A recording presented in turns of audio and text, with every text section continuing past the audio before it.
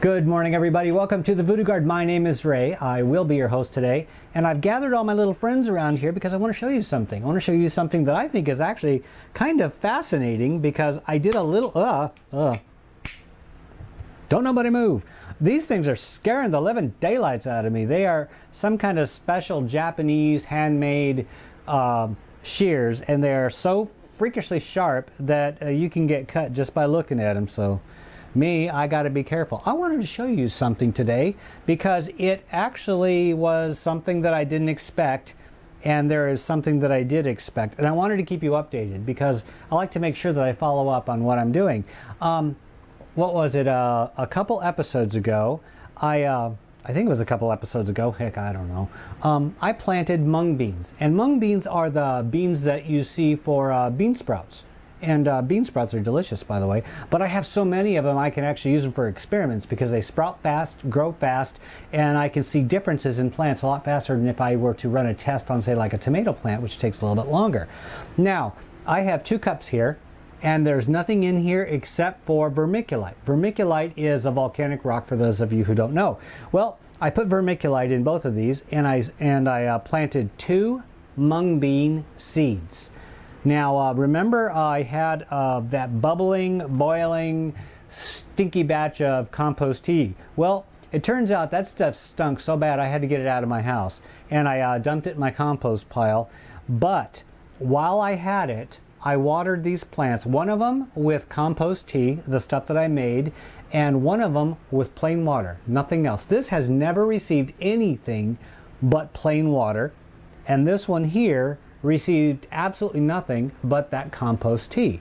And I wanted to see if the compost tea was really anything worth a darn, because I started throwing all kinds of weird stuff in. I did this little Frankenstein experiment where I threw in compost and sugar, and I put a bubbler in there, and I spit in it, and I did all kinds of weird stuff, and I thought, well, maybe I can make some brewed tea and steep tea and combine the two and use them as a fertilizer. Well, I want to show you really quick what the results were from that. So make sure I don't hit anybody over here. I never really know what's going on. Okay, take a look at these and tell me what you think. Yeah, the first thing you're going to say is, whoa, what a lot of stem. Well, yeah, it is a lot of stem because I didn't give them the prime location underneath my lights. I have very limited real estate underneath my lights, so my other plants got the benefit of full light. But I wanted to make sure they both got the exact same amount of dim light, so they were in the exact same location. So lighting was not a factor. Now the one on the left was pure water. It put out a set of true leaves, and then it started to put out another set on this one. This one, it hasn't put out its real second set of leaves yet. And over to the right, we have a second set of leaves up here, and it's starting on a third. Second set of leaves, and it's starting on a third. That is the compost tea. So my conclusion is the compost tea did do a little bit of good, but not really a whole heck of a lot. I mean, if you're fertilizing a plant, you're going to expect a lot better results after a few weeks than this. So the compost tea did work, but I really don't think that it was worth, I wouldn't repeat that thing again. So I'm going to toss these out. Actually, I'm not going to toss them out. I'm going to give them to the chickens. I have no need to grow mung beans. I got enough things going on. I don't need to grow mung beans. So the chickens are going to get the benefit of eating my experiments. And while I got you down here, take a look at this. I used those worm castings. Remember those worm castings that were from those big, fat, stinking worms that nobody wants to see again? Well, I took the worm castings from that, and I mixed it with a little vermiculite, and that's in here. The other 3 containers are regular worm castings that I bought from Grower Solution, the ones that I think, the worm castings that I keep saying are fantastic. All right? So I planted 3 seeds in each one of these cups. These are impatiens, by the way. Impatiens are a flower that most people grow on their patio in hanging baskets. They grow really well in the shade, so they're going to do extremely well in the Voodoo Garden. Now I'm going to get right up on top of this, and we can look down on it. All right, here's one grown in regular worm castings. Looks pretty good. Regular worm castings looks pretty good. Regular worm castings looks pretty good. Uh-oh. Yeah, these are the sawdust worm castings from the worms, and they're not doing quite as well. That's something that I didn't expect. I thought that homemade worm castings would be better. Now, I don't know if it's just because I fed them wood and nothing else, or if it's the type of worms. No idea, and I wasn't trying to be too awful scientific, but for my uses, I'm going to not save the worm castings from those big fat stinking grubs. I'm going to throw that into my raised beds and into my compost pile where it can do more good than just growing plants in it. So that's the end of that. But I'm going to transplant these today all into one big container, and I'm going to grow a big, huge container of impatiens inside the Voodoo Garden. I thought that would be a fun thing to do. So that's my job for today. But I wanted to show you these before I transplant them so that you can see what the worm castings can and cannot do. Regular worm castings are pretty good. I didn't fertilize this or anything. It's just nothing but worm castings. Pretty good, huh? Now, once this goes into a potting mix with regular fertilizer, they're going to do even better. I want to show one last thing up close.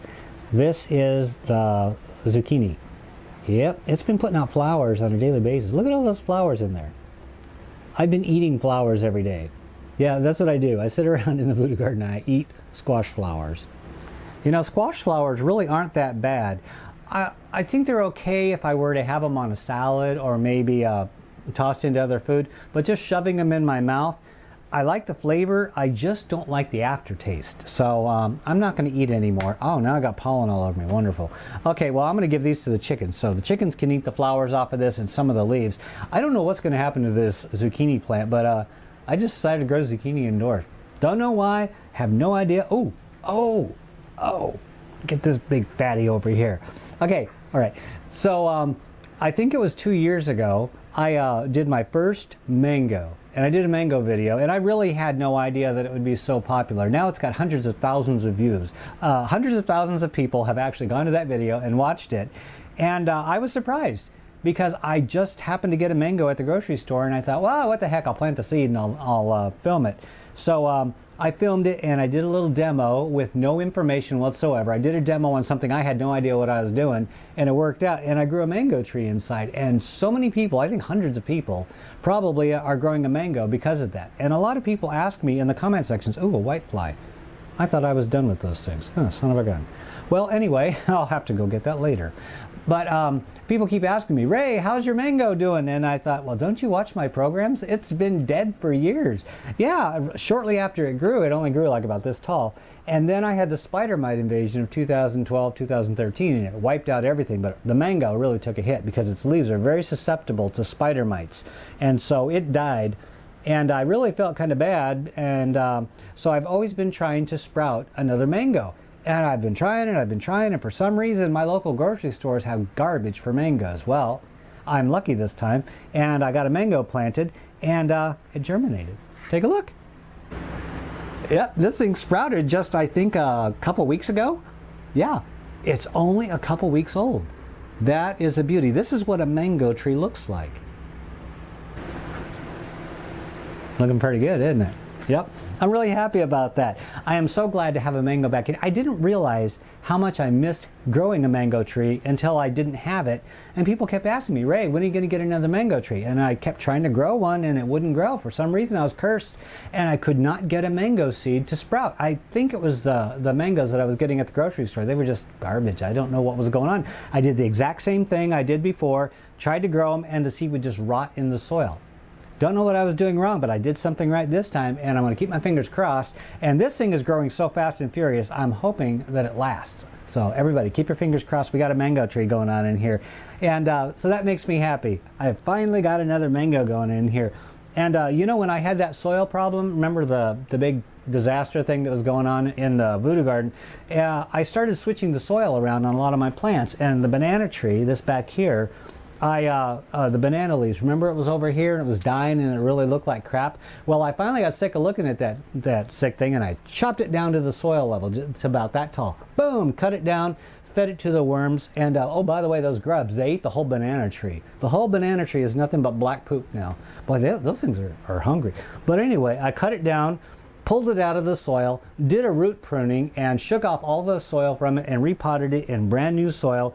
And when I cut it off, it put out a leaf without the top on it, but the leaf is looking beautiful, and it's got a brand spanking new leaf coming out too. So my banana tree is saved. Thank God. I was hoping that I wouldn't have to start banana trees over, and it looks like I'm not going to have to.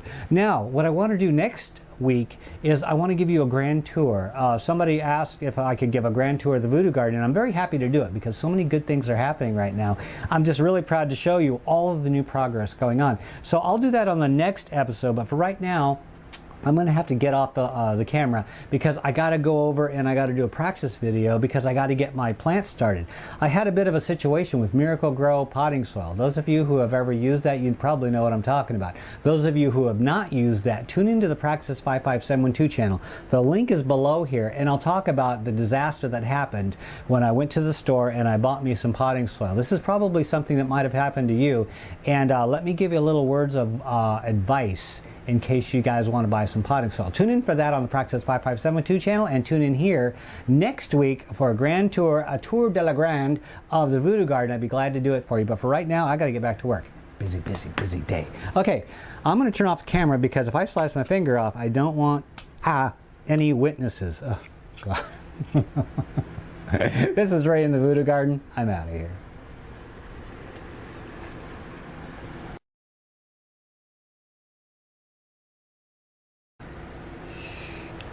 Okay, for those of you who stayed to the end of the video, I know not everybody watches the video all the way to the end, so for those people, too darn bad. For those of you who did stay to the end, thank you for joining me all the way to the end of the video. I want to give you a special Voodoo Garden, I don't know, experiment demonstration, something that I find really fascinating. Okay, now I get a lot of packages in the mail. I get a lot of boxes in the mail. People are always sending me something, and one of the things that they do is either from companies or personal people is they pack them in what's called styrofoam peanuts, and generally they look like this. They're either curly like this or they're straight up and they look like Cheetos with no color to them. You've seen these before. Ugh. They're a pain in the butt, aren't they? Because you don't know what to do with them. You're allowed to throw them in the trash, but still, you don't want to be throwing these things in the trash because they're not biodegradable.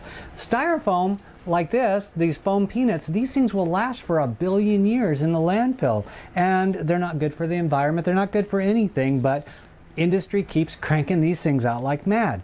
Well, I think that with the consciousness of people, with taking care of the earth a little bit better, finally industry is starting to listen, and this is something that's not very new, but it's becoming a little bit more mainstream, and I'm very happy about this.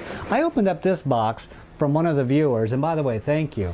You know who you are. They sent environmentally friendly packing peanuts. Yes, these are environmentally friendly, and I know everybody's always screaming about, hey, our stuff is environmentally friendly, and that's just like a buzzword trying to get you to buy their product. Well, I'm going to show you something that I thought was absolutely fantastic. I'm going to let you see with your own eyes what people can do when they put their minds to it. These peanuts are not only compostable, not only good for the soil, I want to show you exactly what happens when you try to get rid of these things. Take a look at this. We have some regular tap water here. Toss in one of those peanuts, what happens? Absolutely nothing. It'll float. You toss this in your compost pile, and that is going to stay in your compost pile and look like styrofoam until long after you're gone. And that is something that I find a little bit strange, that people would want to produce something that is going to just keep being produced and produced and produced, and there's no end to it, and they use it for something that's so disposable, like cushioning stuff in a box. I can order a $1.95 item, it comes in a box, and I've got stuff that's going to poison my environment and the environment of children for generations to come. For what? For nothing. Now, I want to show you something. The new generation of packing peanuts. They do the exact same thing as styrofoam, but look at this. You take them, you put them in water. Hold on.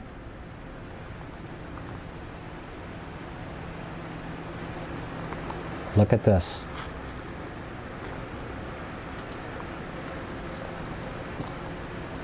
They absolutely, positively dissolve into almost nothing. That is beautiful.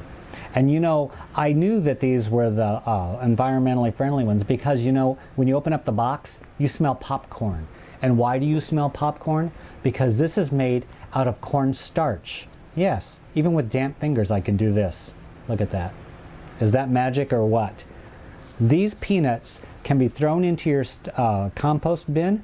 They can be thrown, just throw them out on the ground. The first time it rains, they're gone. So this is something that I think is absolutely fantastic, and they're nothing more and nothing less than cornstarch. The cornstarch that you use to cook with. This is something else. Yep. This is something that I find really encouraging and something positive about what somebody wants to do. Somebody wanted to send me something, and I have this because I wanted to compare it. These did not come in the box. These came in another box from a company. But one of my viewers, and that's one of the things I think is really great, is that my viewers are a little bit more environmentally conscious than some other folks out in the business world. And I think that's great. So thank you. Thank you for thinking of the environment when you send me something I don't have to worry about when I toss it away. I'm going to just go throw these in the compost pile right now.